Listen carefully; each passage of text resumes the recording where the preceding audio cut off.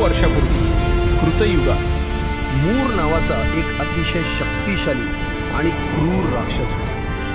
त्यानं आपल्या ताकदीच्या जोरावर स्वर्गावर हल्ला केला आणि इंद्रदेवासह सर्व देवांना तिथून हाकलून देवांचे रक्षण करण्यासाठी भगवान विष्णू मूर राक्षसासमोर उभे ठाकले. दोघांमध्ये अत्यंत भयंकर युद्ध सुरू झाले.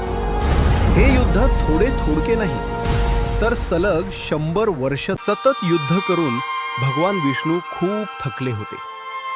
विश्रांती घेण्यासाठी ते हिमालयातील बद्रिकाश्रम परिसरातील एका विशाल गुहेत गेले आणि तिथेच गाढ झोपी गेले. राक्षस विष्णूवर वार करणार तेवढ्यात एक मोठा चमत्कार झाला.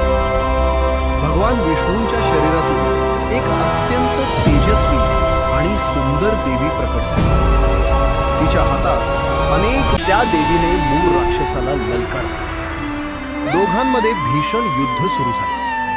त्या देवीने आपल्या शक्तीने मूर राक्षसाची सर्व शस्त्रे तोडून टाकली आणि शेवटी एका जोरदार प्रहाराने जेव्हा भगवान विष्णू जागे झाले तेव्हा त्यांनी मूर राक्षसाला मेलेले आणि एका तेजस्वी देवीला तिथे उभे असलेले पाहिले.